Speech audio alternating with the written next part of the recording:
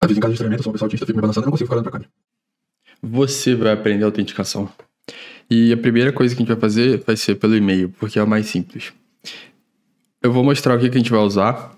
No primeiro vídeo a gente já falou sobre os tipos de autenticação e algumas estratégias para criar a sessão. E dessa vez a gente vai fazer o primeiro deles ali, que é o que eu falei que é o mais fácil. Talvez não seja, mas é o mais simples de entender, porque o JWT tem outras questões lá para a gente poder entender, apesar de ser simples de implementar. A gente vai usar o ChatCNY, que é uma biblioteca, que eles falam que não é uma biblioteca, de componentes que já vem com acessibilidade. A gente vai usar a Vercel para fazer o deploy, o banco de dados gratuito deles, e Next.js com App Router, que é a última versão do Next. Então o que eu já fiz aqui foi iniciar um projeto com o comando create next app. Eu coloquei TypeScript, eu coloquei slint, tailwind, porque o ChatCNY ele usa o tailwind. Ele já vai vir com uma pré-estilização também, diferente do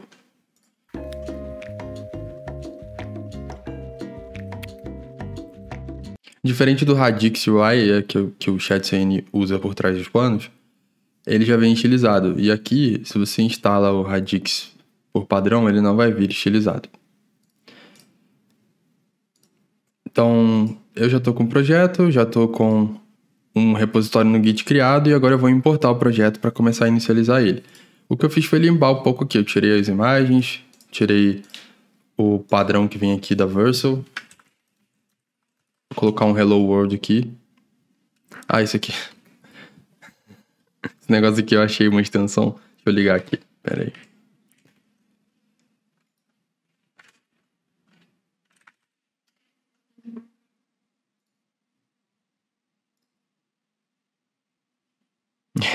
Olha lá.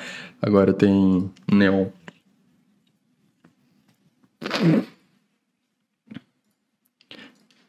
Bom, eu vou importar aqui o projeto. Puxar lá do Git, que é esse alpha-maildb aqui.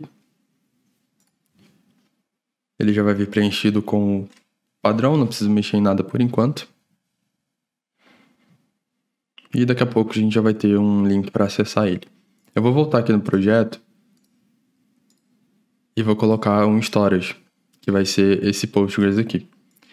Esse Postgres é da Neon e ele é serverless, o que significa que ele vai desligar quando ele ficar um período sem uso e vai ligar quando a gente pedir para ele alguma coisa na primeira vez. Isso adiciona um tempo adicional, um delay, um ping, sei lá como você queira chamar, no início, mas é gratuito. Então eu vou colocar ele para todos os environments e vou conectar dentro do alpha-maildb. O nome dele não importa, o que importa pra gente é essa URL aqui que vai vir com a senha de acesso. A gente já tem aqui o deploy.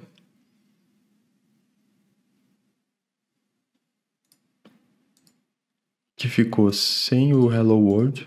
Ah, é porque eu não fiz o commit, né? Tá certo. Mas tudo bem, já mudou aqui o título e a gente já tem ele ali para usar.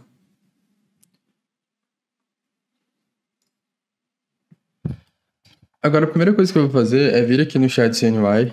Primeira coisa, né? Como se a gente já não tivesse feito um monte de coisa até agora. E vir aqui em Blocks. Porque no Blocks, aqui para baixo, a gente vai ter uma área de autenticação. Isso vai facilitar esse momento aqui. Então eu vou pegar esse primeiro aqui, que é mais simples. Daí eu posso copiar o código e começar a implementar aqui. Como a gente está no Next, a gente está na página app, no App Router, significa que se eu criar uma pasta aqui dentro, isso vai virar uma rota.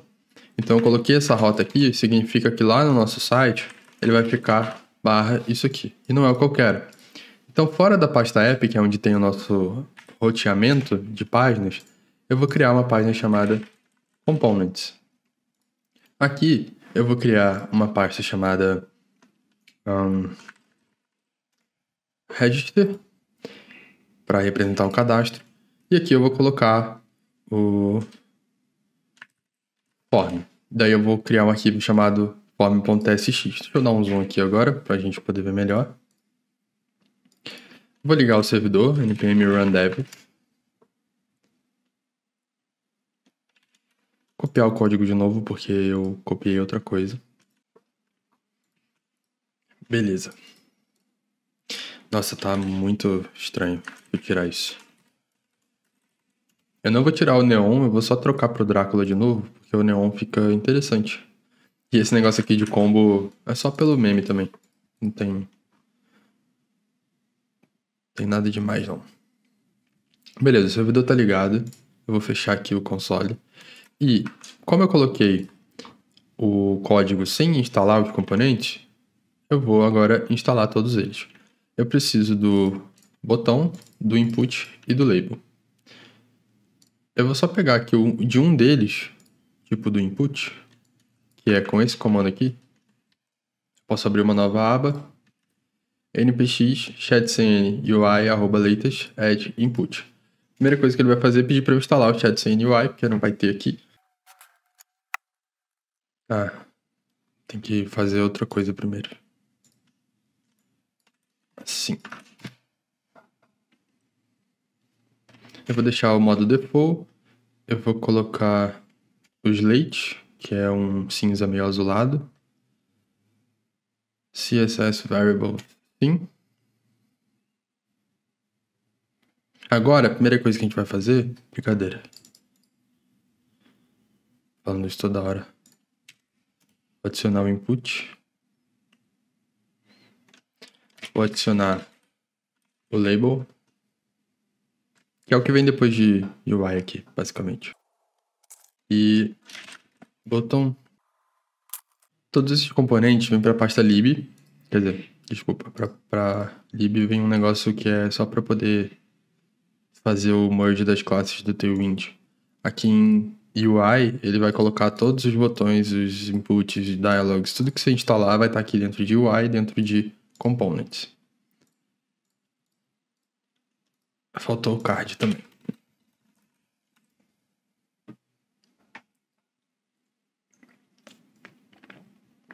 No começo é assim, você vai instalar um monte de coisa, mas daqui a pouco já vai estar tudo instalado, você só vai reutilizar. Eu salvei essa página que é um componente, só que ela não está em lugar nenhum, porque dentro do app eu não tenho nenhuma rota que importa ela. Então aqui em app eu vou trocar para cadastro, uma pasta, e vou colocar um page.tsx. Agora, eu não vou copiar esse código para lá, eu vou importar ele aqui. Então eu vou exportar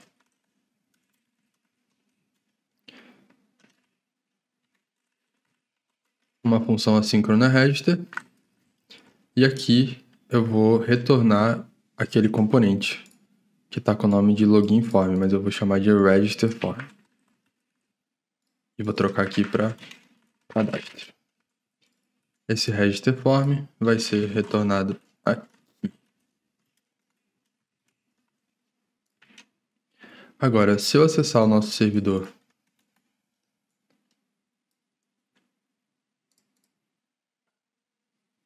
e mudar para cadastro,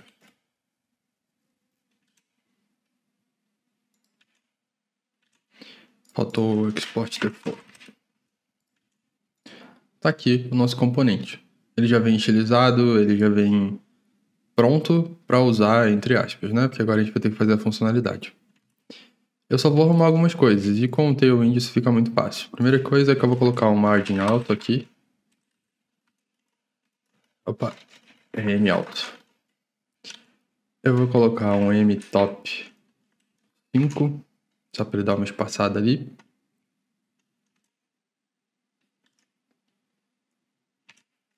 E vou mudar agora os textos.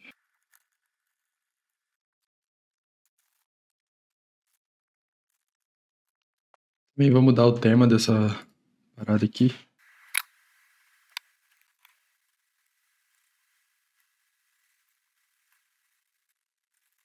Mudei o tema também, coloquei esse vermelho puxado para o rosa escuro.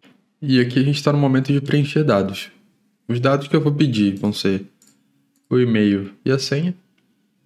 Já vai ser suficiente para fazer o cadastro na minha aplicação.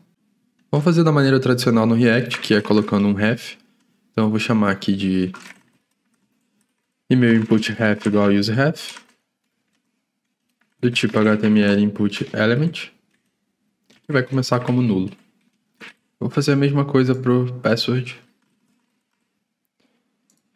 E eu vou colocar mais uma senha aqui, que vai ser a repetição da senha, para a pessoa ter certeza que ela não errou. Então eu vou ter mais um password input ref aqui.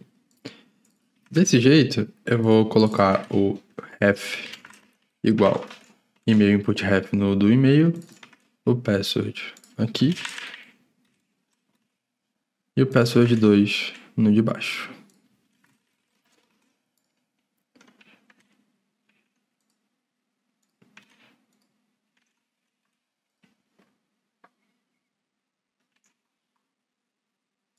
Ah tá, no novo app router a gente tem que falar aqui use client na parte de cima. Isso vai fazer com que esse componente tenha funcionalidade de JavaScript no front, lá na parte do navegador. Se eu não fizer isso, ele vai interpretar esse componente como um componente do lado do servidor, vai tentar rodar esse componente e entregar só o HTML. Só que aqui a gente vai precisar de JavaScript, porque a gente precisa ler o valor, enviar o valor e manipular os dados aqui. Com esses 3 refs, eu consigo acessar o conteúdo do valor que está escrito aqui nesse input no momento que a pessoa clicar nesse botão. Então agora eu vou criar a função que vai fazer o cadastro caso os dados estejam corretos. Eu vou usar um use callback nesse caso aqui, que talvez não seja necessário nesse momento, porque esse ref não vai mudar, mas vamos manter o use callback, porque provavelmente depois vai precisar desse use callback, porque ele vai ser alterado só se alguma variável for alterada, se algum estado for alterado. E pensando bem, no momento não vai, mas tudo bem. Eu vou usar aquele padrão que a galera gosta de usar no React, que é handle, register, click. O use callback ele recebe uma função e uma array de dependência para dizer quando que essa função vai ser recriada em memória, caso alguma coisa da rede de dependência seja alterada. Quando a pessoa clicar para fazer o cadastro, a primeira coisa que eu tenho que fazer é pegar o e-mail e verificar se as senhas são iguais e se isso aqui é realmente um e-mail, né? Quando eu coloco aqui type e-mail no input, significa que o próprio navegador já vai fazer uma validação se aquilo dali é um e-mail. Só que a validação do navegador, ela não precisa de .com, por exemplo. Tanto que se eu digitar alguma coisa aqui, assim, ele vai deixar. Ele só não vai deixar se fosse...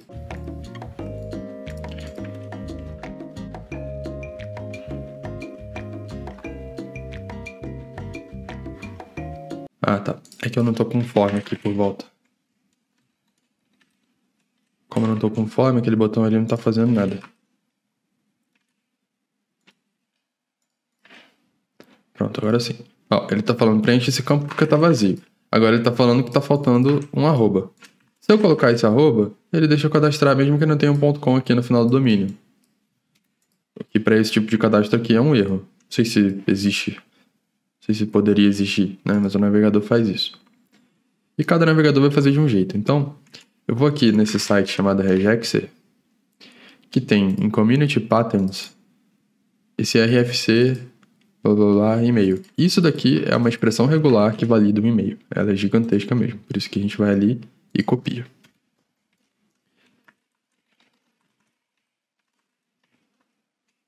Então eu vou colocar uma nova expressão regular que vai ter esse padrão aí. E aí eu vou fazer assim, if emailreg.test. E aí eu vou pegar aqui o e-mail, né?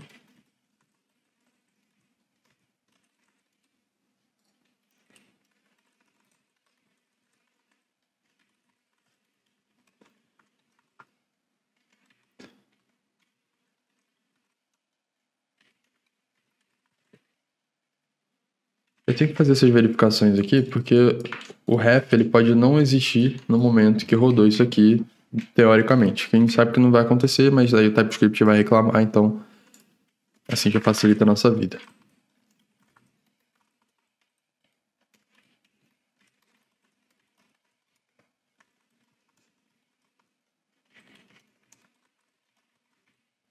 Aqui eu tenho as 3 informações que eu preciso, que é o valor desses inputs. E aqui eu vou testar o valor do e-mail contra essa regex. Se ele não passar, porque isso aqui retorna verdadeiro ou falso, eu vou disparar um erro para a pessoa e vou retornar essa função, porque eu não quero que ela continue. Então aqui eu vou criar um estado que é form error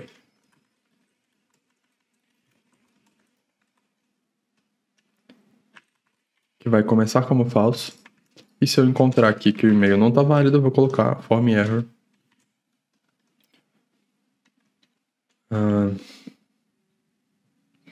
Na verdade, eu vou começar com uma string vazia e vou colocar aqui.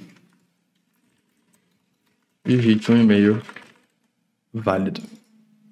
Daí retorna e ele não vai seguir. Agora, se pass length, tamanho dela, for menor que 8, também vou colocar um erro, que eu quero que seja no mínimo 8.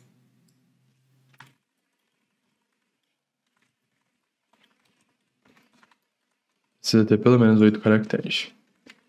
Se pass1 for diferente de pass2,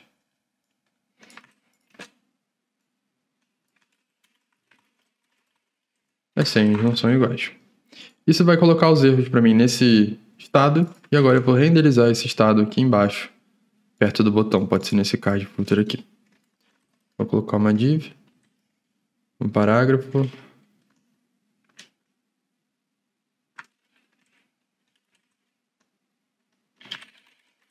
chama de erro no formulário, vou colocar outro parágrafo, e vou colocar o form error aqui, só que isso aqui só vai existir se o form error existir. Senão eu não preciso renderizar isso. Aqui eu vou colocar um text SM e um font semi-bold para ele ficar pequeno. E aqui nessa div eu vou chamar text head 600 para o texto ficar vermelho e colocar também um margin Y, que seria em cima e embaixo de 4 para ele não ficar grudado aqui no botão. Dessa forma, se eu tentar cadastrar com um e-mail inválido, aqui ele está tentando por causa do navegador, né? Peraí. Ah, tá. Tem uma questão aqui que eu não fiz. Eu preciso fazer com que o envio do formulário passe pela minha função. Eu pensei em colocar no clique do botão, mas como eu vou ter um formulário e esse botão vai ter o tipo submit, ele vai enviar mesmo o formulário. Então aqui eu vou colocar onSubmit e ele vai ter um evento. Eu vou passar para o meu handle submit, que eu já mudei o nome também.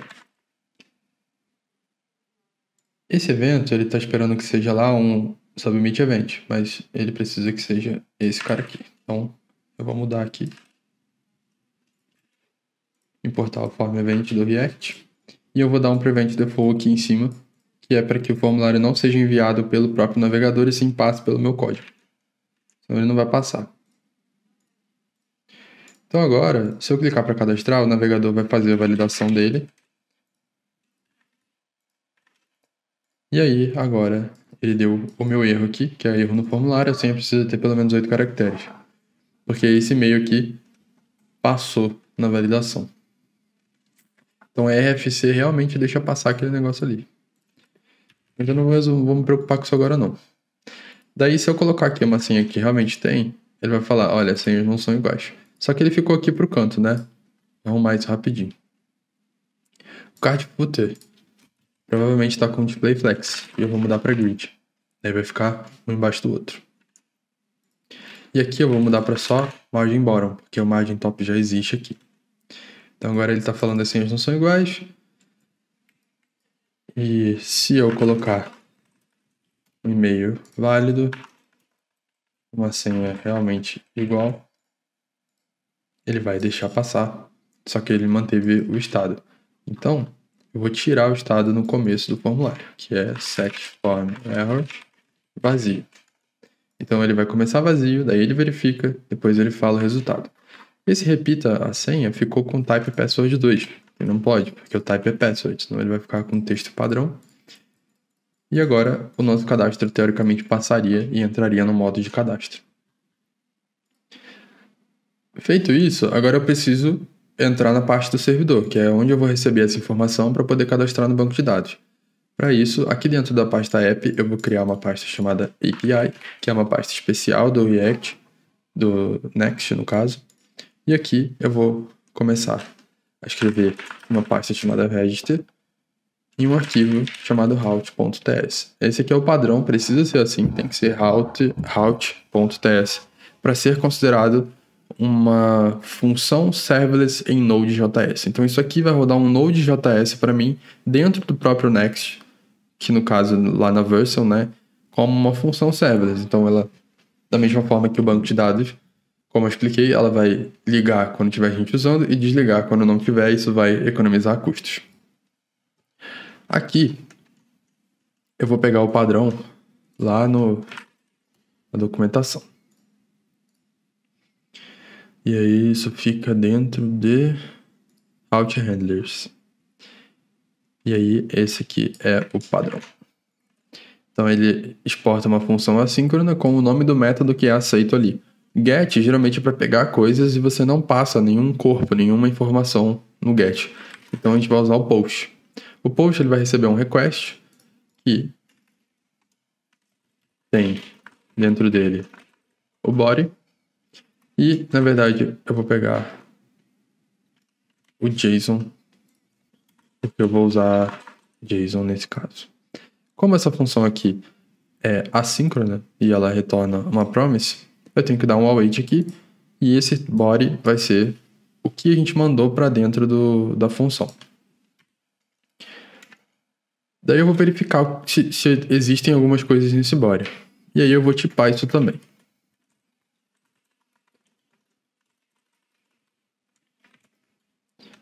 Aqui eu preciso de um e-mail, que é uma string. Eu preciso de uma password e de uma password 2. E aqui, depois desse await request JSON, eu vou dar um as register props, que aí agora esse body está tipado. E aí eu vou fazer, se não tem, eu vou desestruturar primeiro. Daqui eu vou tirar o e-mail, o password e o password 2. Se não tem e-mail, ou password 2, eu já vou retornar um erro aqui. E aí, para retornar isso, a gente tem esse padrão aqui, ou o next response. O next response, ele vem tipado e é melhor, na minha opinião. Então, eu vou importar esse next response de next server, daí eu passo no JSON o que vai vir de retorno, sendo erro ou não, e qual que é o status, que nesse caso aqui vai ser um 400, que significa bad request. Então, esse erro aqui vai aparecer com essa mensagem, que pode ser missing required fields. Então, ele vai parar a execução aqui se ele não encontrar essas três informações aqui dentro do nosso body. Agora que eu tenho elas, eu vou fazer uma segunda verificação aqui, parecida com a primeira, porque a gente nunca pode confiar no front. Então, eu vou repetir a minha expressão regular. Eu vou repetir essa validação aqui. Porque agora eu estou no lado do servidor. Aqui não tem como me enganar, entre aspas. Lá no navegador, tem como. No navegador, a pessoa pode modificar a informação que ela está enviando para parecer que ela está válida, parecer que está certa e fazer alguma cagada.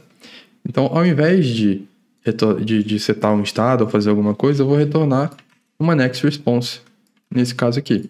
Então, assim, se o e-mail não está válido, eu vou responder invalid e-mail. E nesse caso, eu posso usar o inglês porque não é para ninguém ver isso aqui. Nenhuma pessoa vai ver isso se ela não está tentando fazer alguma coisa.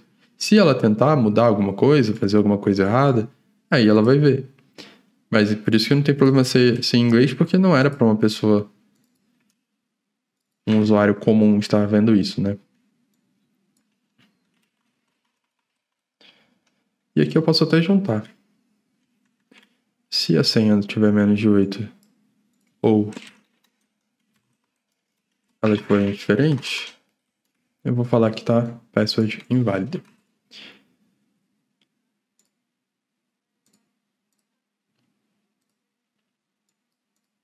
E aí você vai se perguntar, tá, mas por que você não faz então só lá no servidor essa validação para não repetir? Porque aqui eu consigo mostrar uma mensagem amigável em português para o usuário sem ter que esperar uma chamada bater lá no servidor e voltar. Então eu estou economizando um tempo aqui que eu estaria sendo cobrado pelo uso do servidor no momento que a pessoa fizer a requisição para ir verificar que tem um erro e depois voltar com a mensagem de erro. Eu posso simplesmente mostrar e evitar essa chamada no servidor para a pessoa arrumar enquanto ela ainda está ali preenchendo, né? Então eu economizei um custo aqui de ida lá no servidor. Tendo as senhas, ok? Eu vou fazer a hash dessas senhas e para isso a gente vai usar o bcrypt do Node. O bcrypt, se eu não me engano, já vem por padrão.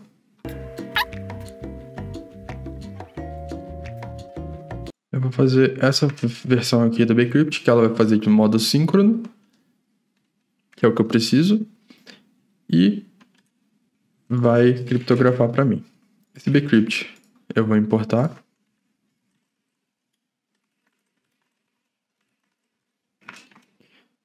Ele não vem por padrão. Então tá bom.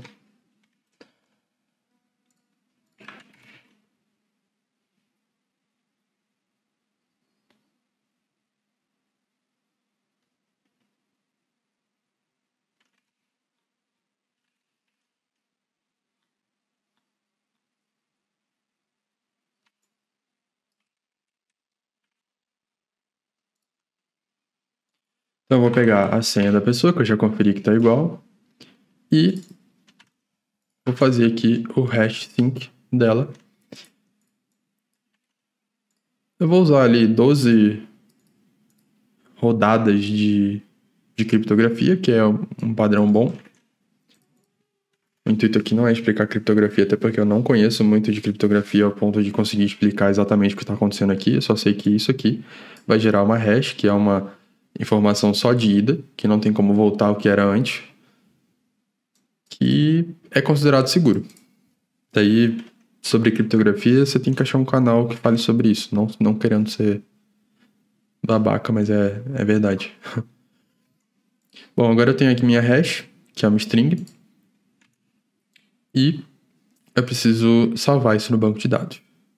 Voltando aqui na Vercel em Storage, se eu clicar aqui no Postgres, ele vai me ajudar. Eu vou usar o Prisma. Então, para usar o Prisma, vamos ver aqui a instalação disso. Cadê a instalação do Prisma, cara? Ai, que documentação confusa. Beleza, eu vou instalar o Prisma. Eu vou inicializar o Prisma com o provider sendo Postgres.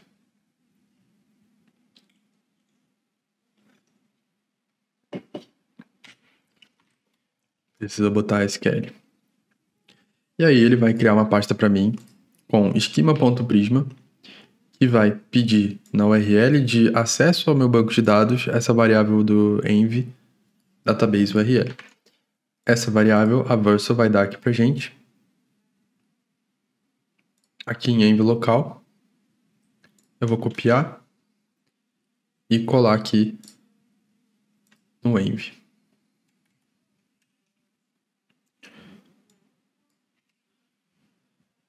Então ele criou um monte de coisa e eu posso apagar esses URL aqui de user, de password padrão, porque o que ele vai usar é isso aqui, Postgres URL. Eu preciso mudar aqui no esquema para Postgres URL. E eu preciso passar esse direct URL aqui também. Isso aqui é para fazer as migrations, para poder criar as tabelas e fazer as configurações do banco de dados. Esse aqui é para o próprio servidor usar, para os usuários usarem. Essa URL non-pooling, ela vai fazer um acesso direto e temporário. Essa daqui vai criar uma cadeia de acessos que vai aceitar várias conexões ao mesmo tempo. Mais ou menos isso que faz aqui. E aqui a gente tem a non-pooling e aqui a gente tem a com-pooling normalmente. Isso aqui é suficiente para o banco ser conectado e agora eu tenho que criar um modelo da tabela de usuário que vai receber esse cadastro. Então também vou pegar um exemplo aqui.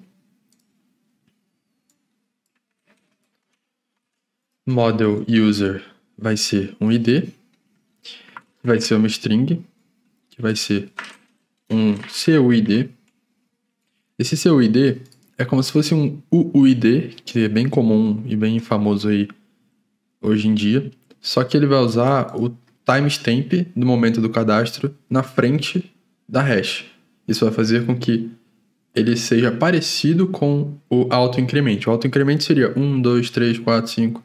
O timestamp, ele também é autoincrement. Então, assim, se eu criei um agora, ele vai pegar ali a data de hoje com os milissegundos e o próximo vai ter o próximo milissegundo e depois uma hash. Então, ele transforma tanto em único como sequencial. E isso é interessante para a performance do banco. Eu vou ter um e-mail, eu não vou ter uma senha, quer dizer, eu não vou ter um nome, e eu vou ter uma senha que vai ser do tipo string e que não vai estar vazio. Isso é o que eu preciso para criar um usuário no meu banco, nada mais. Então agora eu vou dar um... Acho que ele coloca aqui para mim. Não, não colocou. Eu vou fazer como primeiro migrate, que vai criar essa tabela dentro lá da Vercel. Daí ele vai ver aqui, ó, ele já identificou o Postgres, já identificou a URL. Ele vai fazer a primeira conexão, então o servidor está desligado, ele vai ligar, vai demorar uns segundos.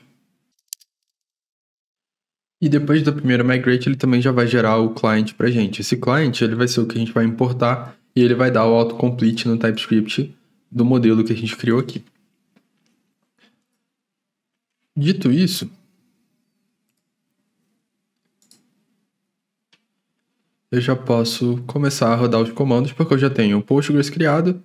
Se eu vier aqui em Browse e atualizar a página, né, senão ele não vai mostrar, ele já tem aqui uma tabela chamada User, que não tem nada, mas tem o ID, o e-mail e o password. Então ele já fez a conexão, criou a tabela e gerou o client para a gente poder usar.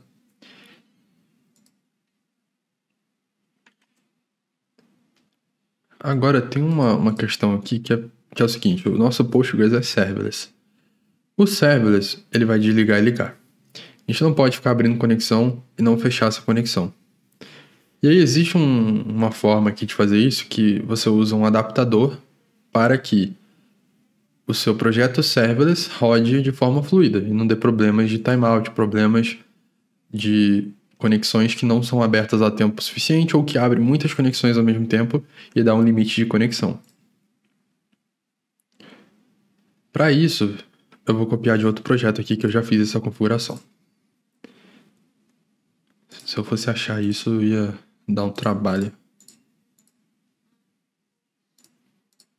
Então a primeira coisa, eu tenho que colocar esse preview features com driver adapters aqui dentro do generator, que é o client.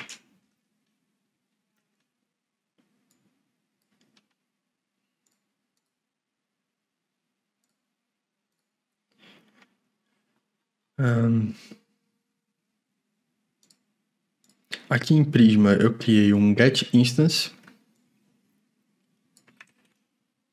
do Prisma. Então eu vou fazer a mesma coisa aqui.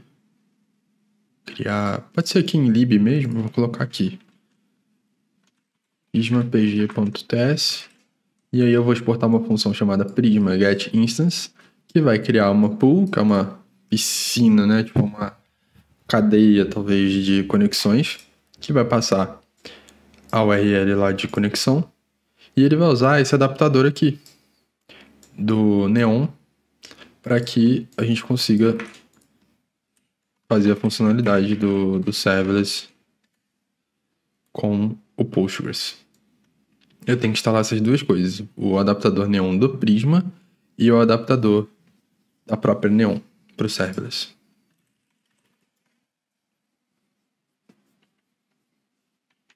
Isso eu descobri lendo a documentação. Como tudo na vida da computação, a gente vai lá ler a documentação, ver o que está acontecendo, entende ali mais ou menos e executa. Tendo isso instalado, eu não preciso fazer mais nada, porque ele já vai conseguir se resolver sozinho. Aqui, isso aqui pode acontecer contigo. Daí você vai ficar, nossa, mas o cliente do Prisma não está esperando o adaptador. Por que se eu estou usando o adaptador e eu falei aqui que eu quero usar o adaptador de drivers? Porque quando você faz essa inserção dessa linha aqui, você tem que gerar de novo o cliente, senão ele não vai entender que ele precisa dele. Então você vai dar um npx prisma generate. Daí sim, ele vai gerar o novo cliente com o adaptador e o seu Prisma Client agora espera receber um adaptador. E eu fiz uma funcionalidade aqui, que é uma função, para não ficar repetindo esse código inúmeras vezes.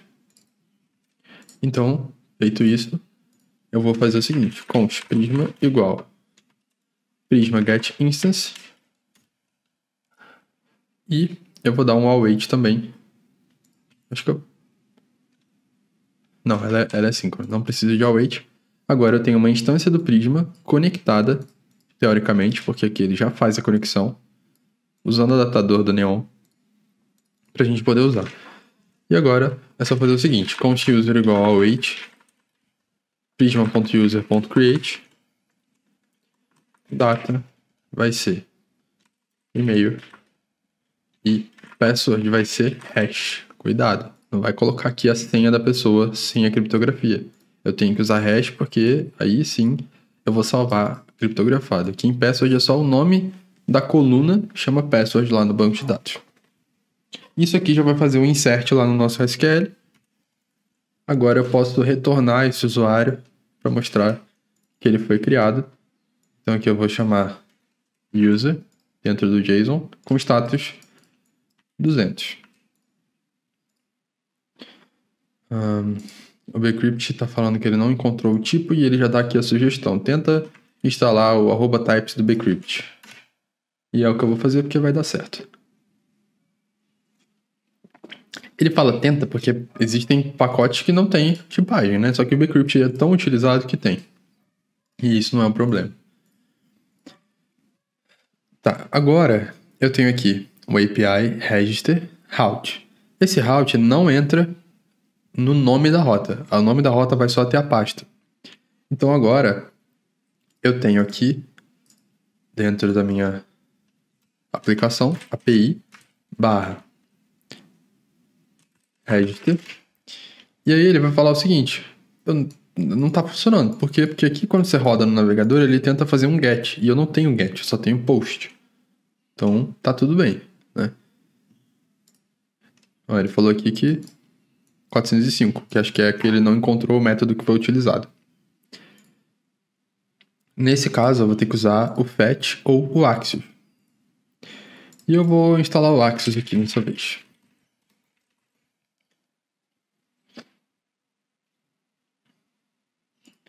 Então agora que eu tenho, voltando para o meu front, tá? E isso é interessante, porque o Next ele tá rodando tanto back quanto front ao mesmo tempo no mesmo repositório. Tudo que está aqui dentro de API é back. Tudo que está dentro de app fora de API é front. Então aqui eu tenho as senhas já verificadas, o e-mail verificado e eu vou fazer a chamada para dentro do meu servidor que está lá em /API. Então vamos lá. A resposta vai ser await Axios. Eu vou importar o Axios.post para uma determinada URL com um determinado body. Esse body vai ter e-mail, password, que é igual a pass1, e password 2, que é igual a pass2. Isso é o que a minha aplicação lá do back-end precisa receber para poder validar o dado e fazer o cadastro. Aqui ele está falando que a minha função não pode receber um await, porque esse use callback não é assíncrono. Então eu vou colocar aqui async, e agora já está resolvido esse await aqui, ele vai esperar essa resposta.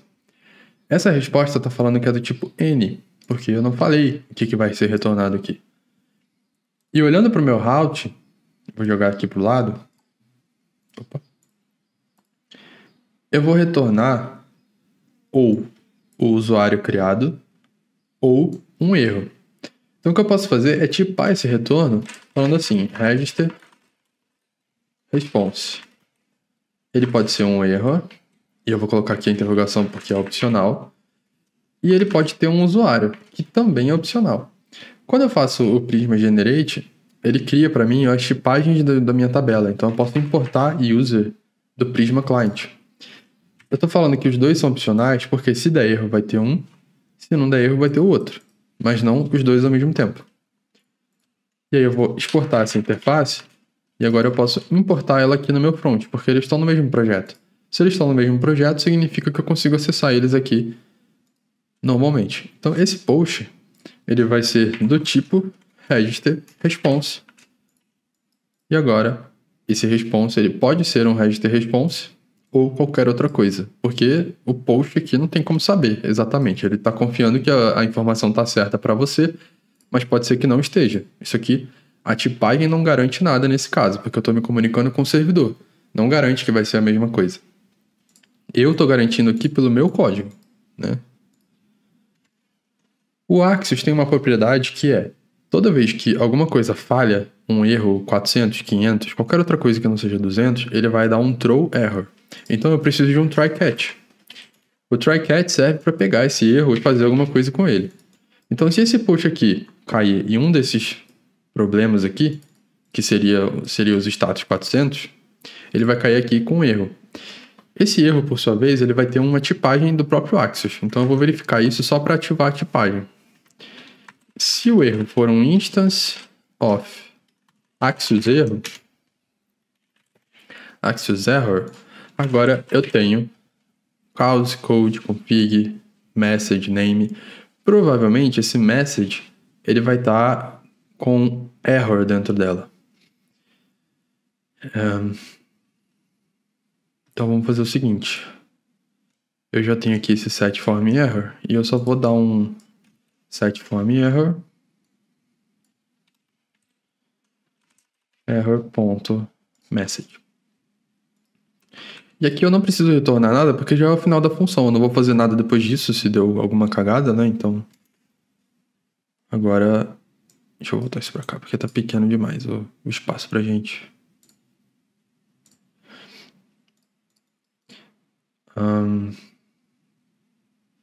Opa, tá. Eu criei o usuário, se deu tudo certo, eu vou fazer alguma coisa aqui. Agora tem dois estados que eu quero criar, que é o de loading e o de sucesso. Então aqui vai ser parecido. Vou colocar aqui form loading. Esse vai começar como false. E o form success, que vai começar como false também. Esse form loading, no começo, eu vou colocar ele como falso. E toda vez que eu for retornar alguma coisa, eu vou ter que colocar ele como falso também. Então aqui eu já vou mudar um pouco a lógica. Eu vou fazer o seguinte. Let should return error. Então eu vou começar isso aqui como falso, como se não tivesse tido nenhum erro até o momento. E aí eu só vou alterar isso aqui para true toda vez que tiver um erro.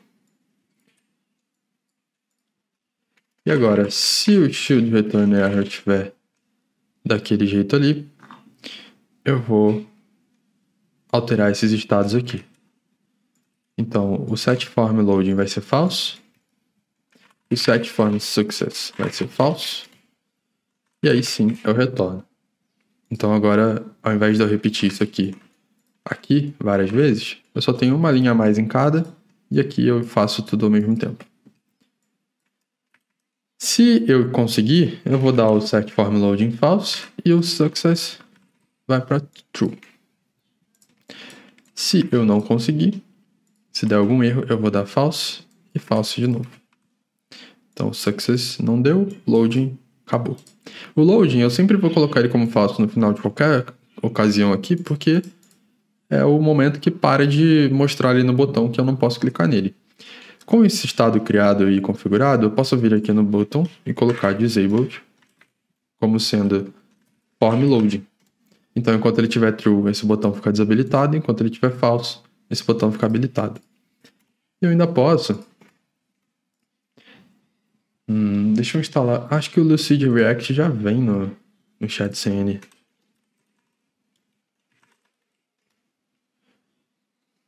Isso aqui é um pacote de ícone que eu acho que já vem no ChatCN UI quando você instala.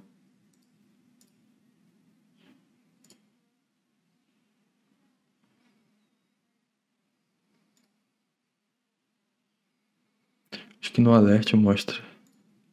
Tá vendo? Ele vem um ícone aqui já.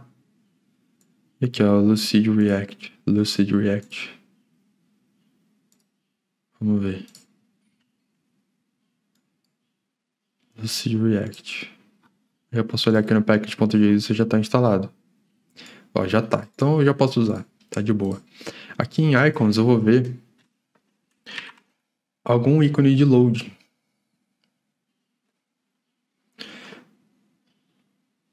Loader Pinwheel. Isso aí é diferente, eu vou usar esse. Então pelo nome, eu sei Loader Pinwheel. Então eu posso colocar aqui um Loader Pinwheel, tudo junto. Isso aqui é um componente que vai exibir o ícone. Só que esse ícone só pode ser exibido se o meu formulário estiver carregando. E quando eu colocar isso aqui, ele vai ficar grudado no texto. Então aqui no meu botão, eu vou colocar... Opa, o class name já está aqui. Eu vou colocar flex, item center e gap 2. Ele vai ficar lado a lado, com espaço entre eles e centralizado no meio. Esse ícone eu também vou colocar uma classe nele e vou diminuir um pouco o tamanho dele porque ele vem muito grande por padrão. Então eu vou colocar 18 pixels. E a gente já vai ter o estado de loading.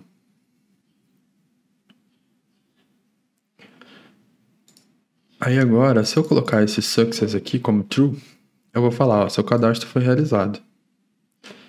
E pode ser aqui também. Form success, se tiver com sucesso, eu vou repetir esse padrão aqui, só que eu vou mudar isso aqui para... Eu vou ter que olhar lá no Tailwind agora, para ver qual que é essa cor. Ai, cliquei errado. Docs, colors... Eu não quero o red exatamente. Acho que é esse rosé aqui. Então eu vou colocar da cor 600 rosé. Que é bem parecido com o red, né? Então eu acho que para diferenciar o erro eu vou colocar como orange. Ou amber. Amber é bom. Um amber 500. Senão parece que tudo tá com erro, né? Bom, preencher. Vamos olhar aqui o network também, para ver se vai dar erro. Vamos lá. Victor@gmail. Senha. 1, 2, 3, 4, 5, 6, 7, 8. Cadastrar. Erro no formulário. Só que ele deu 200. Vamos ver o que aconteceu aqui. Tá, realmente deu algum erro. Porque ele tentou... Ah, bom. Ele tentou fazer um post para dentro de barra cadastro. Ele não usou a URL da API. Porque aqui, no Axios, eu coloquei uma string vazia e esqueci de colocar. Então, assim, o Axios, ele sempre vai usar, se você tiver no front, a URL base do que você está acessando, barra alguma coisa. Então, eu vou mudar aqui para API, barra register, e vou tentar de novo. Agora sim, ó, demorou um pouquinho, 200, e a resposta foi o meu usuário, com o ID gerado ali pelo CUID, com a senha criptografada. Então, o meu bcrypt deu certo, e o cadastro deu certo também. Só que ele está dando esse erro no formulário, então, deixa eu ver o que está acontecendo.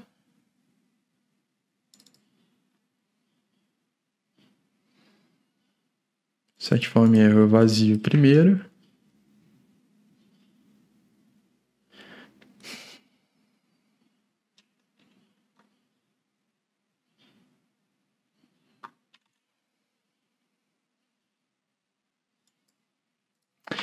Bom, eu pensei em uma coisa aqui que eu não sei se a gente fez. Ah, fez. Ó, o e-mail tem que ser único. Então, se eu tentar fazer o cadastro de novo, ele vai retornar um erro.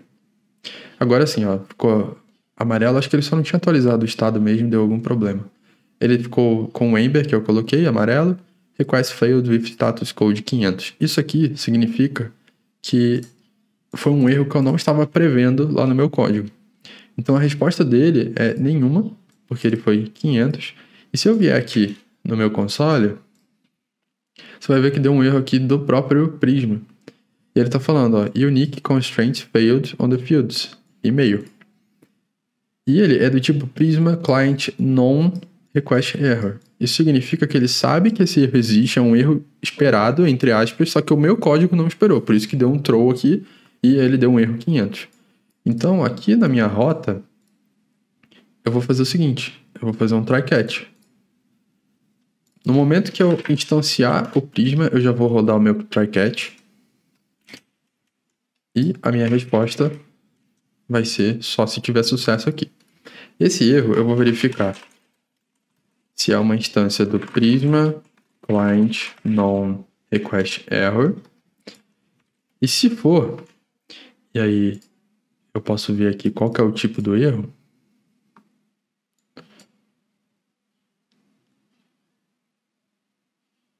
Ele fala aqui, ó, esse aqui, código P2002, if error.code for igual P2002, o usuário já existe. Então agora eu vou ter que fazer alguma coisa aqui para falar que esse usuário já existe. Então eu vou retornar um error. User already exists com status 400. Esse erro é um erro esperado, então eu estou fazendo o try catch dele para avisar o front que esse usuário já existe.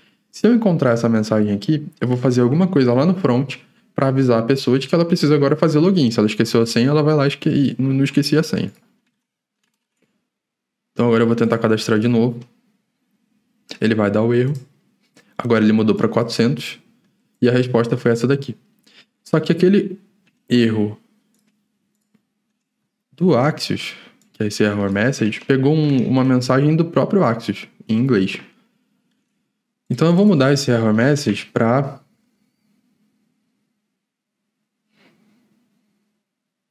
to JSON. Deixa eu ver se isso aqui é um...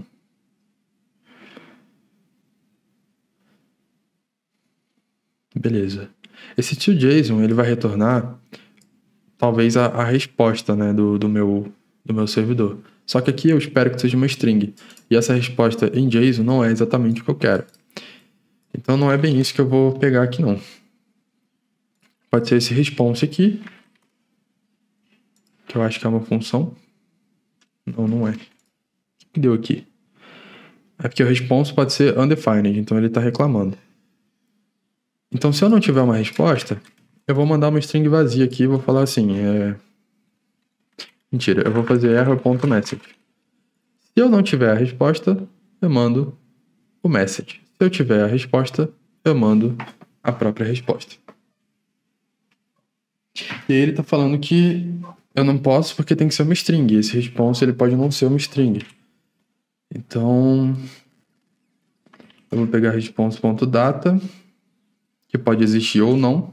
E aí esse ponto data provavelmente vai ser uma string. Ele está reclamando ali que eu botei a senha 1, 2, 3.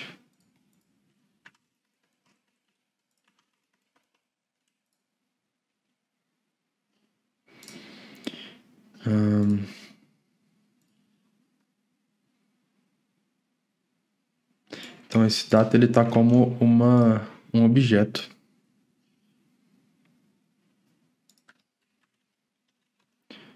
Se ele está como objeto, eu posso fazer o seguinte.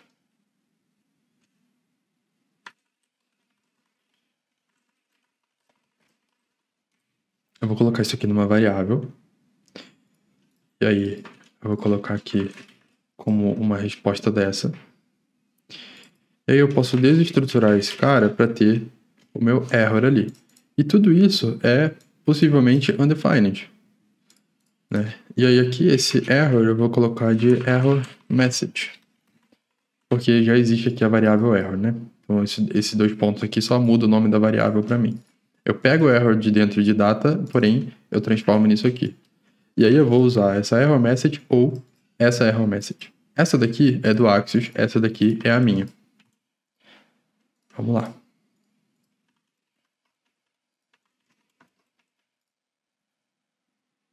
Agora sim, eu tenho aqui a resposta da minha tentativa user already exists. Nesse caso, eu vou fazer o seguinte. If error message for igual a isso aqui,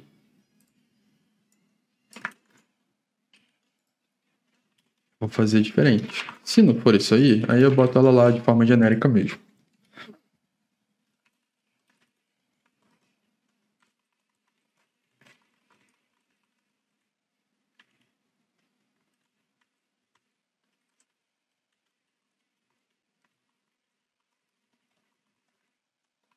Então eu vou colocar essa mensagem personalizada se eu encontrar esse erro lá do servidor.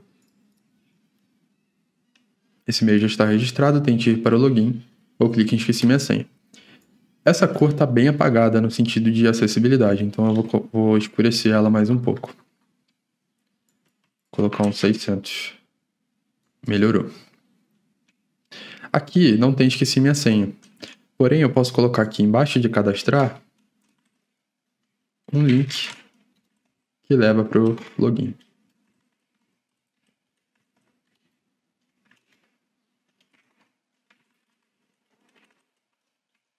Ir para o login. Daí eu vou colocar aqui margin top.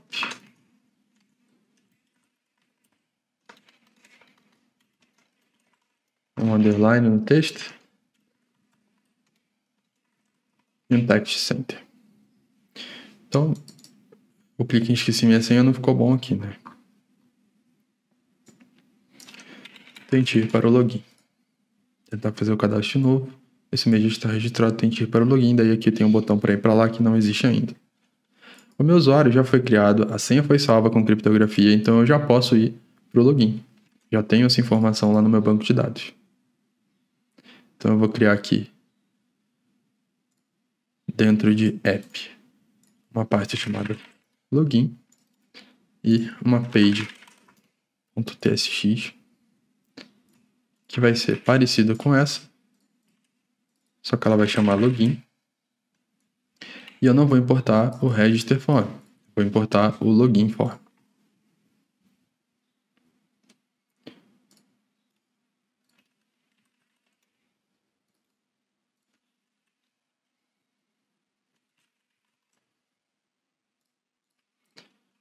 Eu vou copiar o componente inteiro, porque eu vou reaproveitar todo o HTML, só que eu vou mudar algumas coisas.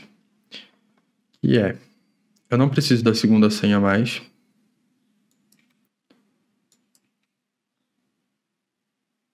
Eu não preciso dessa verificação.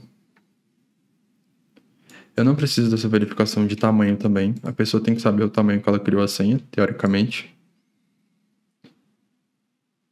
Eu não preciso verificar o e-mail também. Se o e-mail está inválido, eu só não vou deixar a pessoa fazer login. Aí eu não preciso desse should return error também. Eu vou trocar aqui para login form, handle login submit. Aqui. Daqui vai mudar também daqui a pouco. Eu não preciso desse if aqui.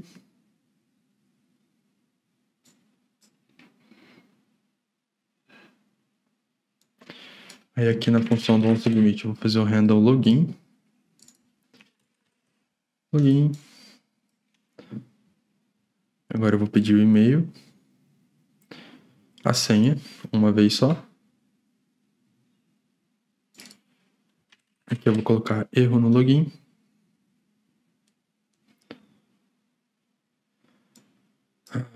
Não preciso disso.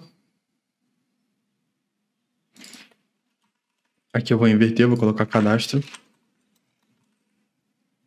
E aqui eu vou colocar entrar no botão. Só que eu também vou manter esse form loading. Então aqui eu deixei de forma genérica escrito form, porque facilita na hora de fazer a transferência de Python. Apesar de parecido, não é igual, então eu preciso de um formulário diferente aqui sim.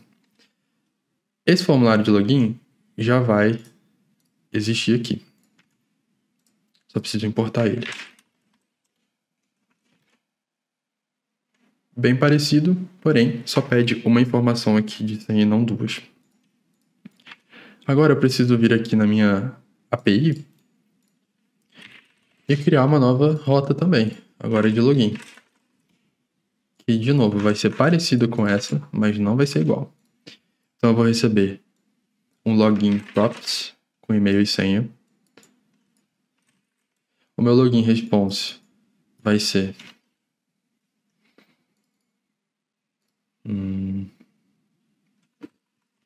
a minha sessão, obrigatoriamente. Eu vou receber aqui o login props do meu corpo, request JSON. Também é do tipo post, porque eu estou fazendo login, eu tenho que mandar informação. Eu não tenho a segunda senha.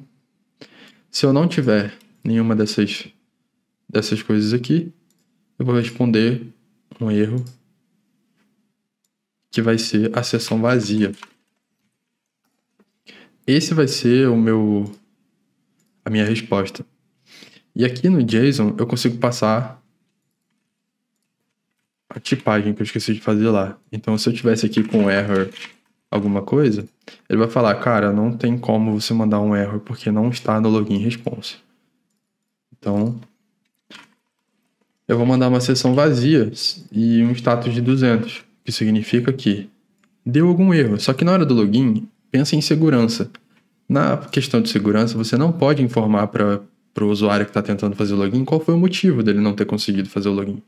Se você está falando que a senha não bateu, você está dizendo que aquele e-mail existe.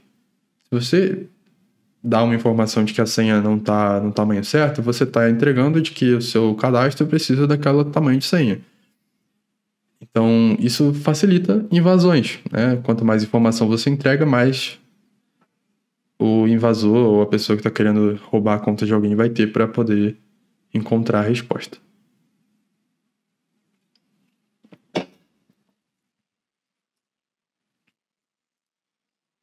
Eu não preciso validar e-mail, não preciso validar tamanho de senha. O que eu vou precisar fazer é voltar aqui no Bcrypt e fazer esse check password aqui, que é o basicamente compare sync. Ao invés de fazer o hash sync, que eu estou criando uma hash, eu vou fazer compare com a senha que eu recebi com a hash que eu tenho no banco de dados.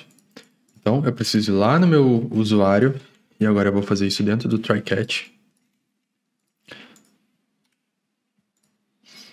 E aqui, eu vou chamar de password result. Eu vou instanciar o Prisma antes de fazer essa comparação.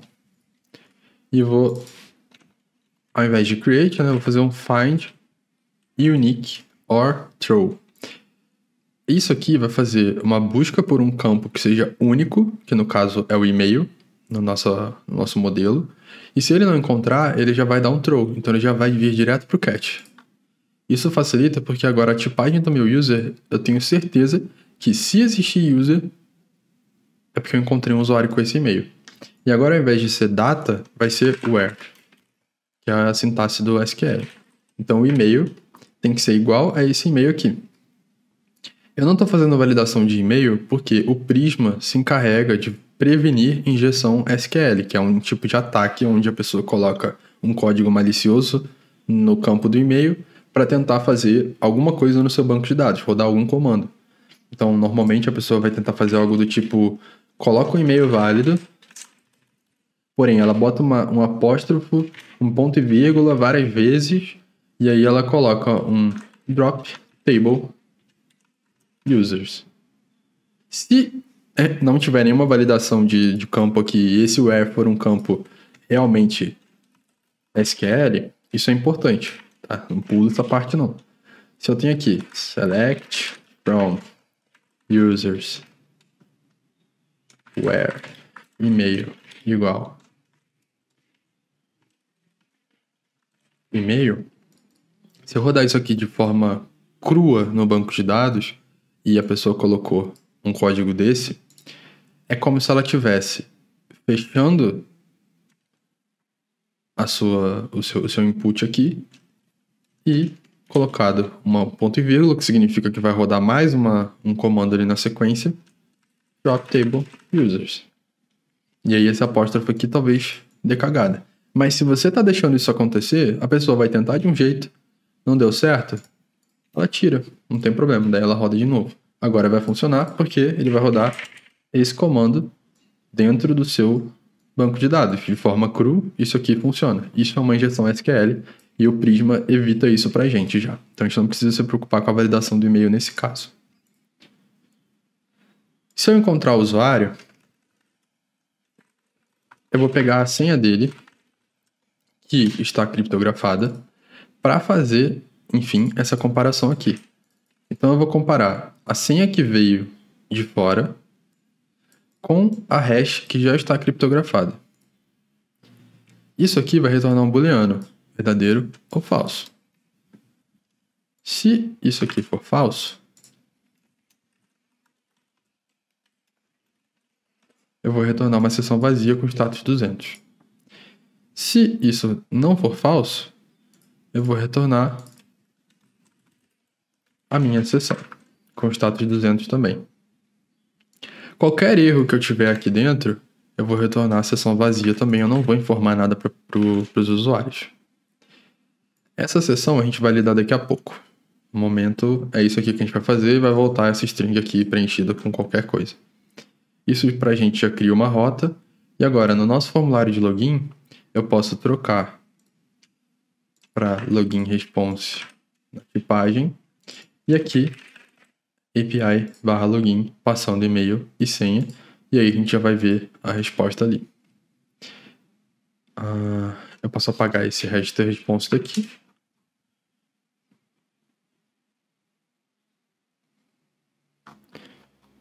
E já vai dar para ver. Limpar a network, eu vou colocar aqui vitor@gmail, vou colocar 123, vou entrar. Ele foi lá no banco de dados e retornou uma seção vazia porque a senha não bateu.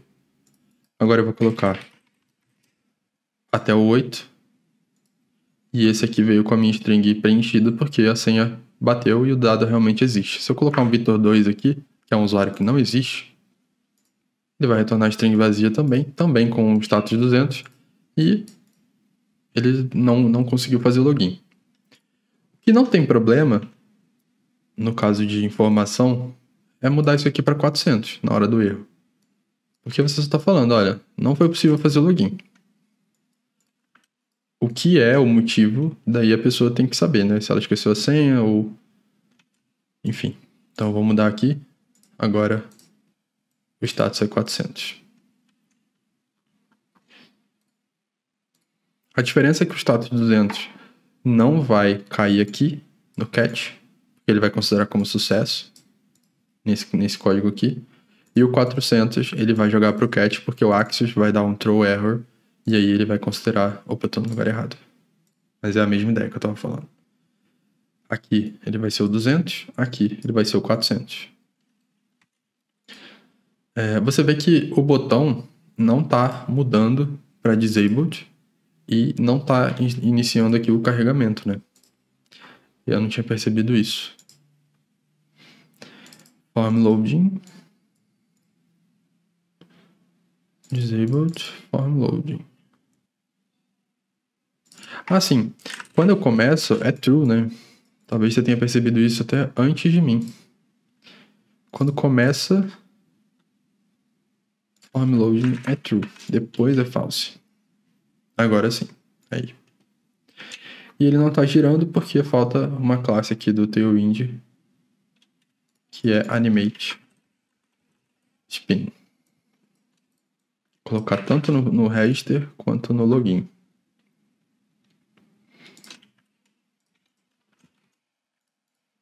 Agora sim, ele está carregando e aí ele não faz nada. E nem se der certo também, não vai fazer nada, ele só vai retornar 200 ao invés de 400, né? Daí aqui no formulário de login, quando tiver um erro, eu vou fazer um set form error.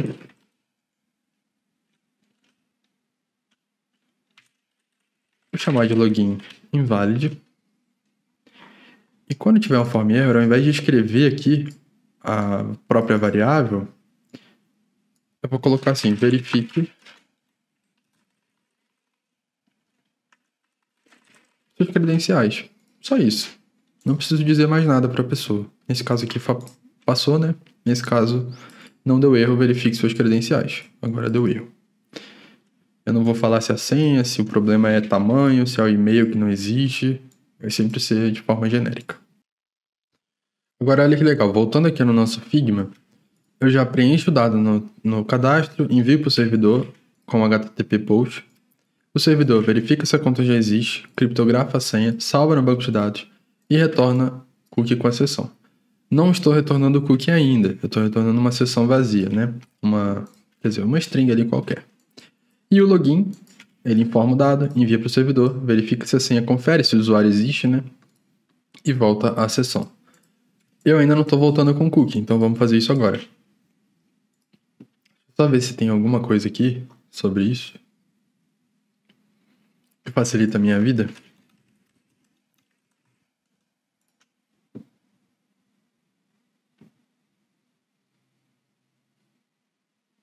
Tá, eu posso usar esse next headers, cookie.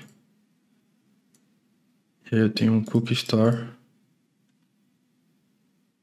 E eu posso fazer um cookie set.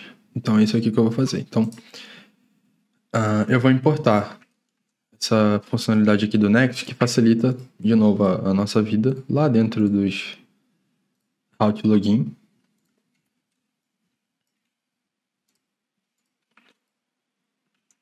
E agora eu vou fazer isso aqui com as opções completas. Se a senha foi feita, se a senha bateu ali com sucesso, eu vou colocar um cookie aqui, chamado de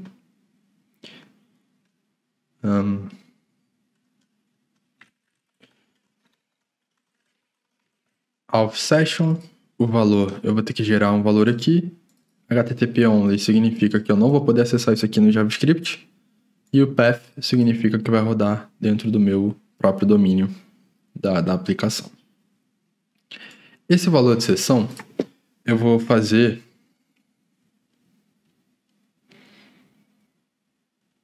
deixa eu pensar. Bom, como você pode ver, essa página aqui do AuthJS, que é uma das bibliotecas, frameworks de autenticação, ele tem uma página relacionada às estratégias de sessão que comparam o JWT, que é o que a gente vai fazer depois, com um banco de dados, com uma sessão. O que eu estava procurando aqui é qual que é a melhor forma da gente fazer de forma simples uma sessão, porque uma sessão ela precisa ter um token, um código, alguma coisa que identifique você. Só que ele não pode ser o seu e-mail, não pode ser uma coisa fácil de encontrar, né? Porque senão eu posso forjar uma sessão no meu navegador só passando o e-mail da pessoa de alguma forma. Então eu preciso que esse token seja seguro. E para fazer esse token de forma segura, podem ter diversas estratégias, né? Uma delas é usar o próprio bcrypt para criar uma hash de alguma coisa que só eu conheço, né? Então, o que a gente pode fazer é o seguinte. Aqui no bcrypt, na documentação, olha que interessante. 12 rounds, ele faz de 2 a 3 hashes por segundo. 31 rounds, ele faz 2 a 3 dias por hash criada. Bizarro, né? O bcrypt, ele não deixa passar uma senha, né? Então, eu vou usar uma estratégia parecida com a estratégia do JWT. Eu vou criar aqui uma variável ambiente que chama session secret. Isso aqui já vai ser alguma hash aleatória que eu vou criar aqui em MD5, por exemplo. Que não tem problema. Nesse caso aqui, ninguém vai conhecer isso aqui. Deixa eu ver se tem... Vamos usar um SHA-1 aqui que é melhor. Ops.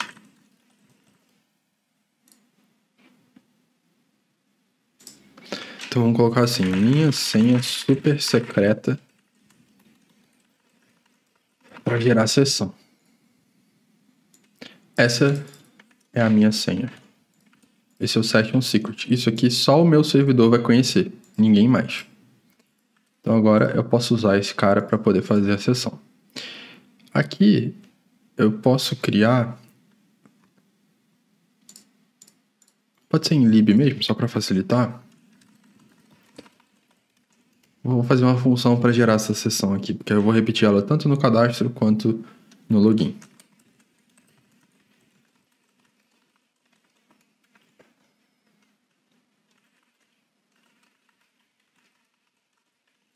Então, o meu secret vai ser isso aqui. Nossa, tá muito ruim isso aqui, né? Porque tá na frente. Bom, esse aqui vai ser o meu secret. Daí eu preciso receber algumas coisas aqui.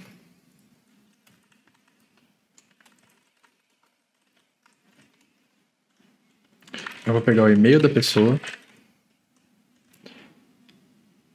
E eu vou pegar...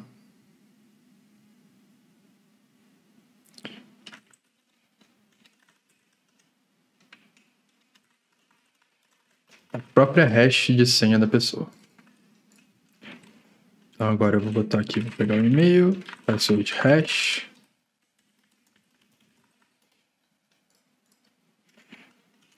E agora eu vou fazer o próprio bcrypt aqui.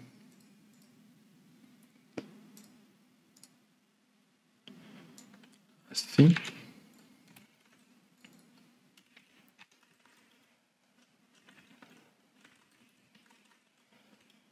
Aí o token de forma crua vai ser o seguinte.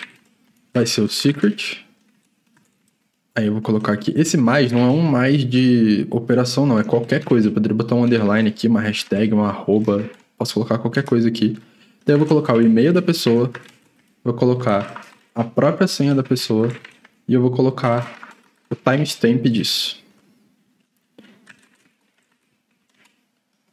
Esse getTime aqui ele vai retornar em milliseconds. Isso significa que esse token, na hora que ele for gerado, ele vai ter várias informações que são secretas, teoricamente. O e-mail não é, mas ele está junto. Então aqui eu tenho o secret, que só o servidor conhece, o e-mail, que a pessoa conhece, a senha dela mesma, só que criptografada, que não tem como voltar atrás, e o timestamp. Esse timestamp é interessante porque ele também adiciona mais um nível ali de aleatoriedade, né? Ele vai colocar no momento que foi gerada a sessão. Isso aqui eu vou fazer uma hash usando o bcrypt.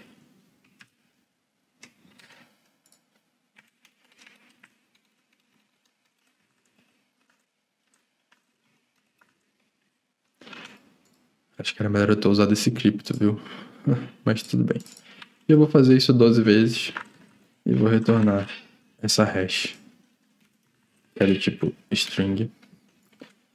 E aí, esse generate session eu vou chamar aqui no login. Se a senha estiver ok,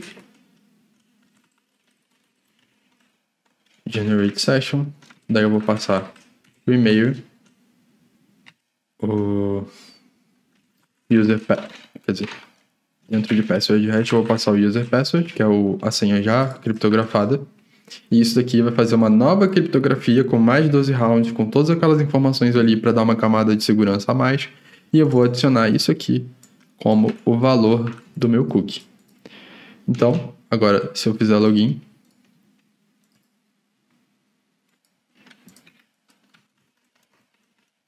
e a credencial estiver correta, aqui dentro de response, eu vou ver que ele botou um set cookie do nome authSession igual a isso aqui.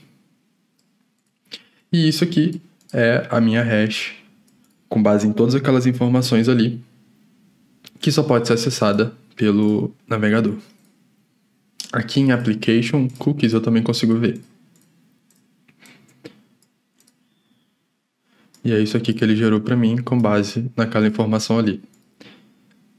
Eu não sei se essa é a melhor estratégia do mundo de fazer esse token, por isso que bibliotecas são interessantes de usar, porque ali eles já estão usando o padrão de mercado, né?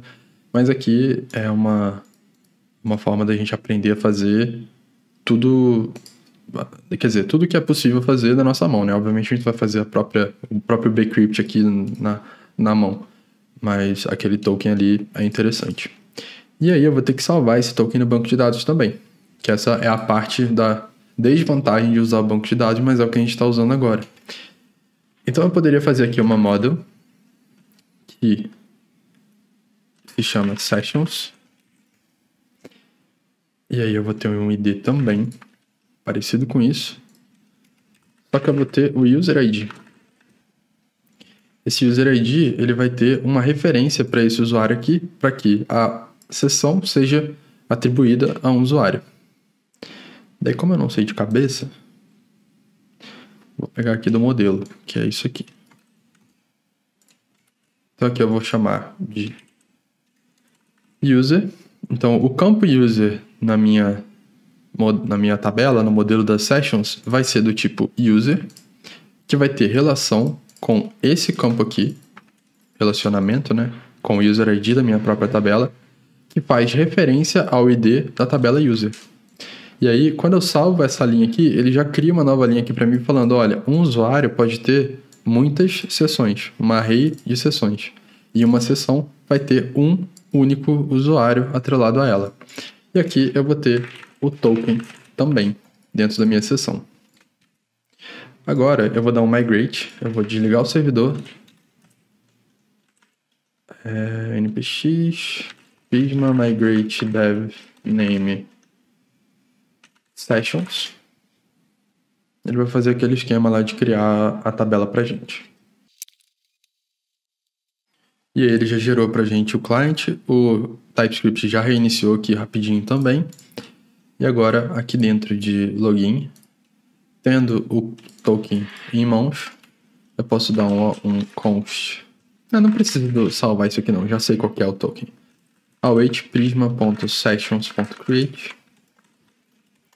data user ID vai ser o retorno do meu usuário ali, .id. E o token vai ser o session token. Então agora eu criei essa entrada aqui lá no meu banco de dados. Faltou uma coisa aqui, que é se essa sessão ainda está válida ou não. Eu vou fazer aqui rapidinho.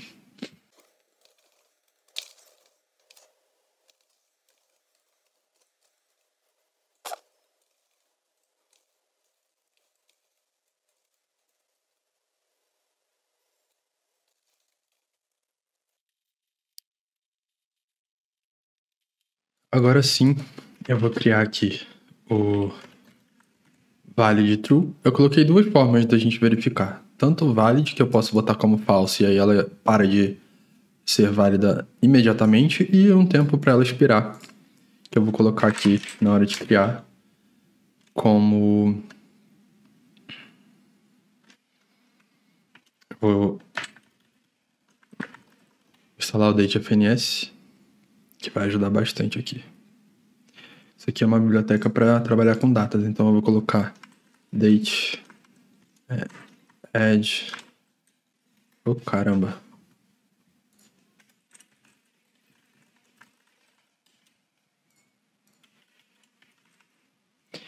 Eu vou adicionar... Pode ser horas. Então eu vou colocar new date, que vai ser date add hours. New date. Pera aí. Apaga isso aqui.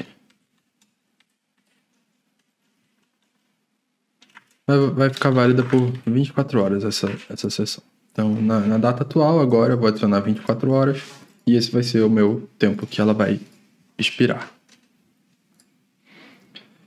Agora sim, Eu vou fazer um login aqui.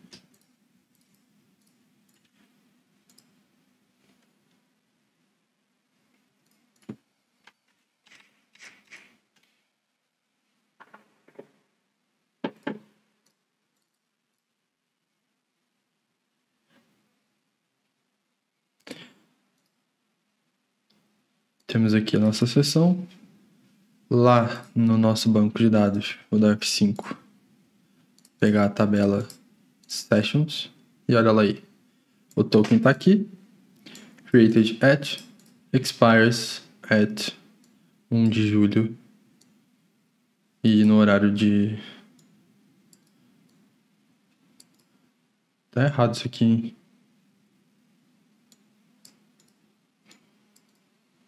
Isso aqui não tá no GMT-4, tá no horário UTC, mas tudo bem.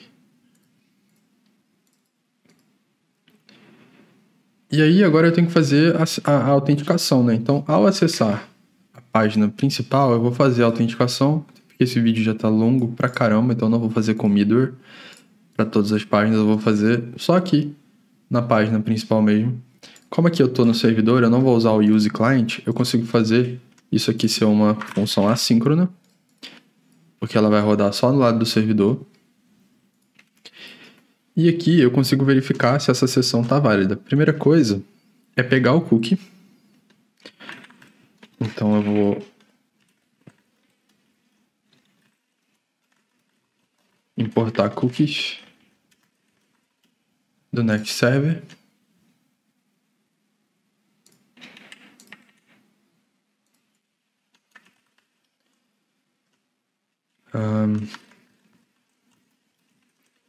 Cookies.get. Ué, como não?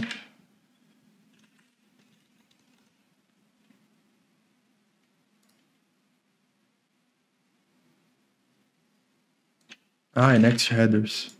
Ops. Cookies.get. Off. Como que eu chamei?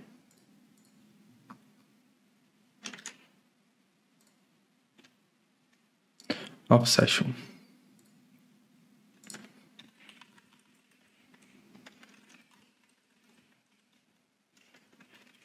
Se não tiver, eu já vou dar um redirect para login.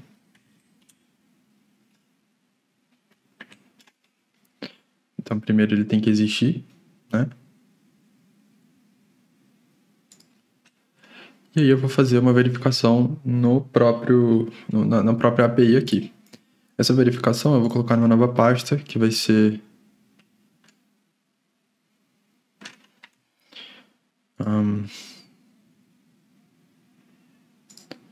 pode ser no login, porque aqui no login, como eu tenho uma rota que só tem post, eu posso fazer um get. Fazendo um get, eu já verifico se esse token está válido ou não.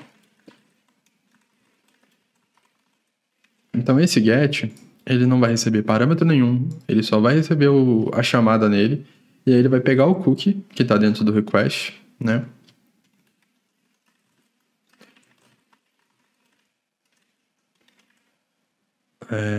Cadê? Acho que eu vou ter que usar o cookie mesmo.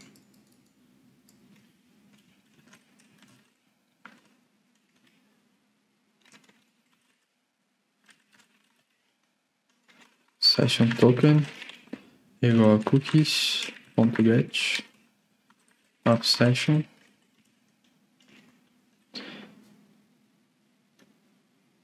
Aí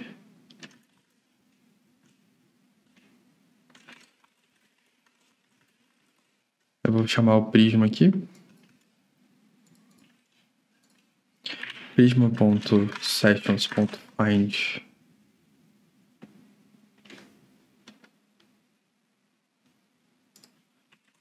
first, where token igual a session token.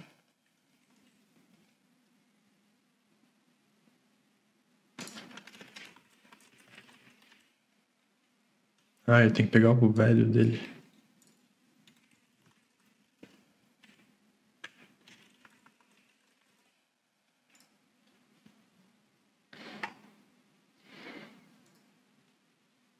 pode não existir, né?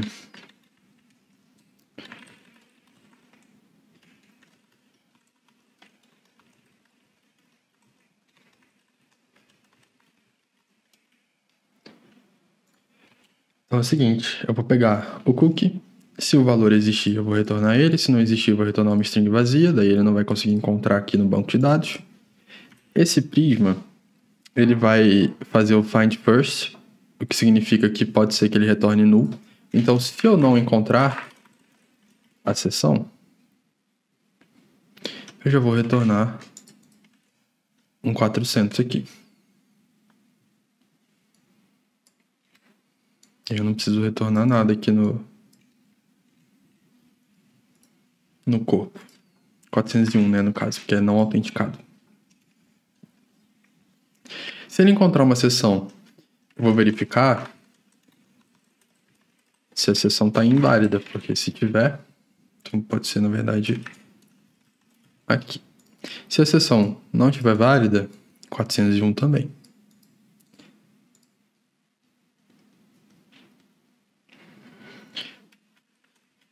E se a seção .expiresAt, que é uma data com horas, minutos, for menor do que agora, também está inválida.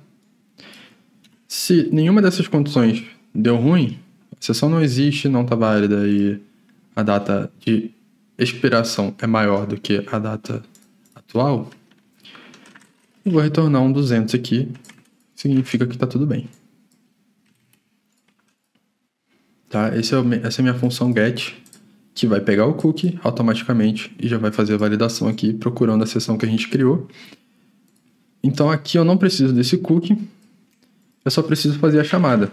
Então, const response igual axios, importar o axios.get, daí eu vou passar API login e mais nada, eu não preciso passar parâmetro, não preciso mudar header, não preciso fazer nada, porque ele já vai incluir todo o cookie que tiver dentro dessa seção nesse momento aqui da navegação.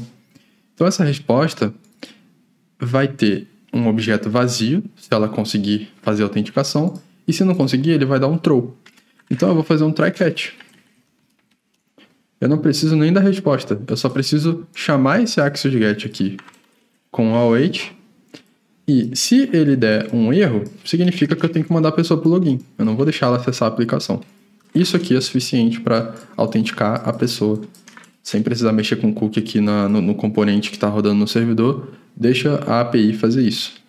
Então, eu fiz o login aqui, já salvou a sessão. Então, se eu acessar a página, ele me mandou de volta para o login. Ele fez isso porque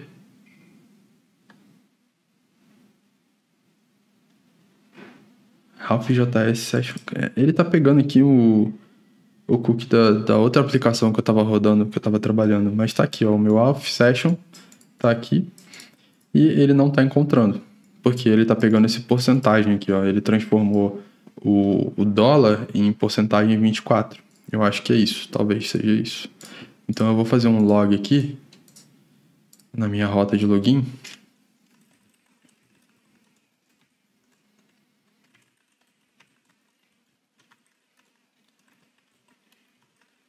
Para ver o que ele está retornando para mim na hora que eu faço essa chamada. Isso vai aparecer aqui no console. Não vai aparecer no console do navegador, porque eu estou lidando com servidor. Então, voltando aqui.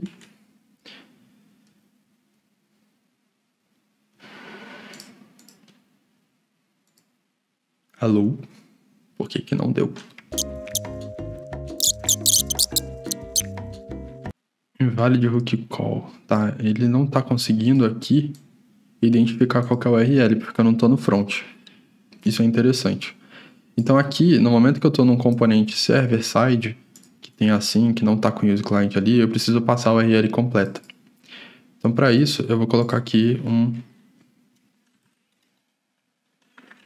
API URL 3000/API. Então aqui, eu posso passar process.env API URL/login. Então eu já sei que esse API URL tem o barra API lá.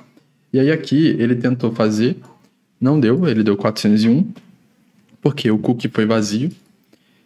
E aí depois ele deu algum outro erro aqui.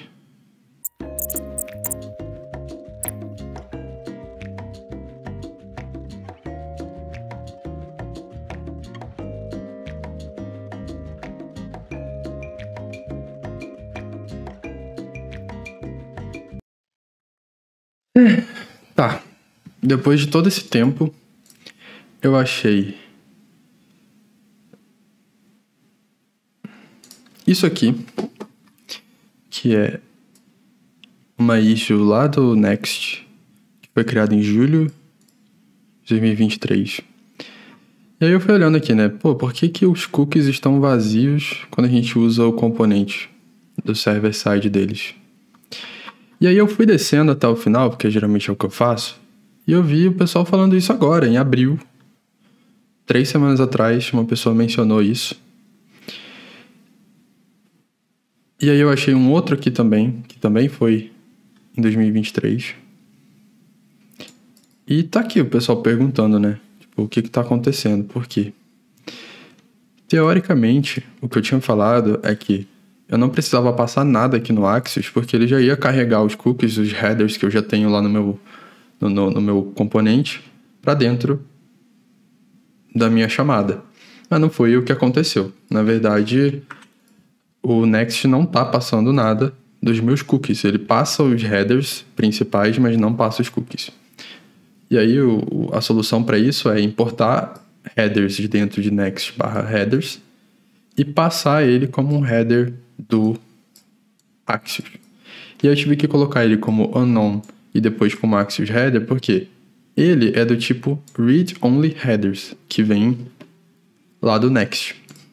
E o Axios precisa que seja Axios headers, apesar de que eles são a mesma coisa. Ele só tem nomes diferentes de página, então eu tô tendo que forçar isso aqui, e aí tudo funcionou como esperado. Então, demonstrando aqui, né? Eu acessei a página, eu tenho o cookie lá dentro do meu navegador, ele me deixou passar aqui para a página. Se eu vier aqui em aplicação, cookies, e apagar esses cookies aqui e tentar acessar a página, ele vai me mandar direto para o login. Ele não me deixou visualizar porque antes de carregar a página, lá do lado do servidor, ele verificou se eu tenho cookie, se ele está setado. Eu também posso fazer um outro teste aqui, que é adicionar um cookie, que é com o mesmo nome e com qualquer valor aqui. Tá? E aí, quando eu for fazer o acesso, ele de novo vai me jogar para o login, porque esse cookie não está válido, ele não achou esse cookie no banco de dados. Ele tentou achar e retornou o 401 aqui para mim. Agora eu vou gerar um cookie real. Vou acessar a página. Ele mandou para o servidor. E pelo próprio banco de dados, eu vou fazer uma alteração nessa seção aqui, nesse cookie que eu acabei de criar. Eu vou ver qual que foi o último aqui criado. Deve ter sido esse aqui com esse identificador. Então eu vou fazer uma query que é date sessions set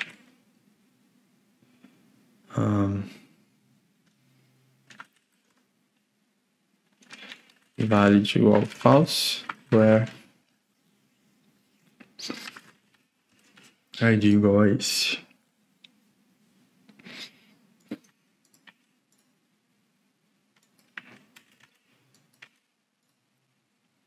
Daí, eu precisava botar aspas duplas aqui.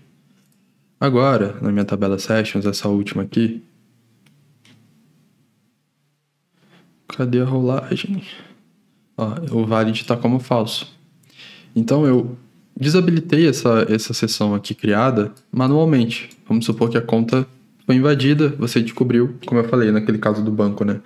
Se um banco descobriu que o celular da pessoa foi roubado, ele vai e roda essa funcionalidade de invalidar a sessão com o identificador dela, ou pelo próprio usuário, invalidando todas as sessões daquele usuário, porque esse aqui é o ID do usuário e esse aqui é o ID da sessão. Eu invalidei só uma, né? Então, se eu vier aqui, que estava logado e tentar acessar de novo, ele vai me mandar para o login porque aquela sessão está inválida. O problema de fazer isso, de invalidar uma sessão, é que se eu pegar o cookie da sessão anterior, que é esse identificador aqui, vier aqui no meu navegador e trocar, eu estou logado de novo, porque aquele cookie ainda está válido, no caso aquele token. Então, o melhor a se fazer se eu quisesse invalidar todos é pegar o ID do usuário, que é esse aqui, e fazer update sessions set valid igual false where user ID igual a isso aqui.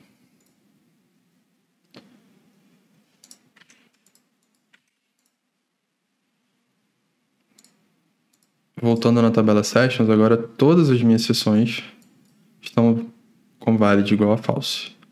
Dessa forma, essa daqui também não funciona mais.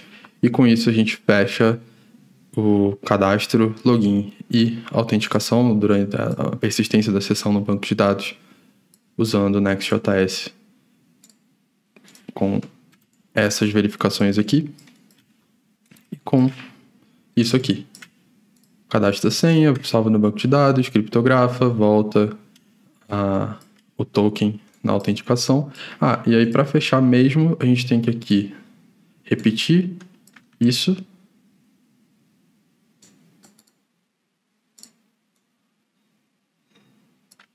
No cadastro. Que aí a gente já pode fazer o redirect da pessoa, né? Então, se aqui eu faço a sessão com essa hash aqui, crio a sessão para o usuário,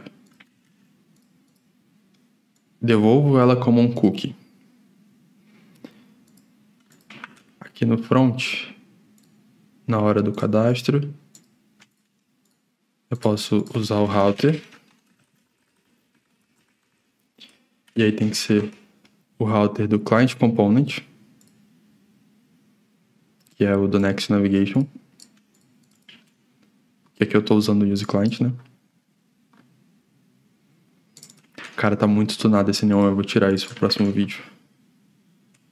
Se estiver atrapalhando, se estiver incomodando, avisa aí, por favor. Que aí eu já vou ter certeza de que tá me incomodando. Mas agora eu já fiz o vídeo todo assim, então... aqui, se deu certo, se não deu nenhum erro na hora de fazer o cadastro, eu posso fazer router.push para a página inicial. E aí ele vai carregar o cookie, vai verificar se essa sessão está válida e já vai me deixar seguir. Então vamos lá, eu vou cadastrar aqui Vitor2, a mesma senha.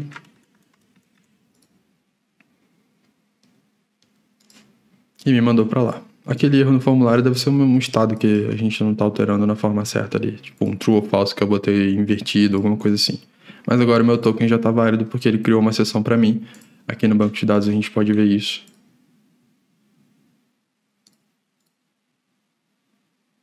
Que eu tenho agora um usuário diferente. Ó. Esse aqui é o usuário que termina com 55PJ, esse aqui termina com DQBGB.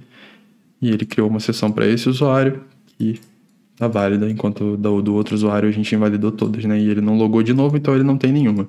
Isso daqui mantém um histórico também das sessões que o usuário fez, no momento que ele fez. Só que você precisa de um banco de dados o tempo todo e a conexão sempre tem que bater lá no banco de dados. Porém, você vê que é rápido. Então, assim, por mais que